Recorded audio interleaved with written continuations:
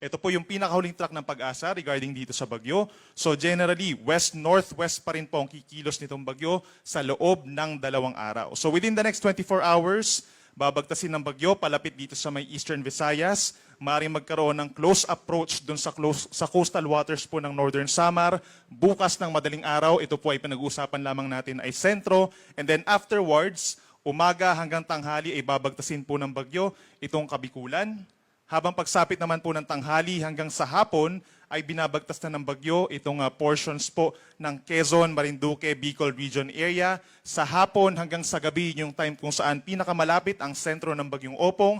Dito po sa may Metro Manila, affected din directly yung eyewall ng bagyo, itong Calabarzon at hilagang bahagi po ng Marinduque and Mindoro. Then pagsapit po sa gabi hanggang sa madaling araw po ay papalayo ang ng kalupaan nitong si Bagyong Opong nasa West Philippine Sea pagsapit po ng Sabado ng umaga hanggang tanghali at lalabas sa Sabado ng hapon.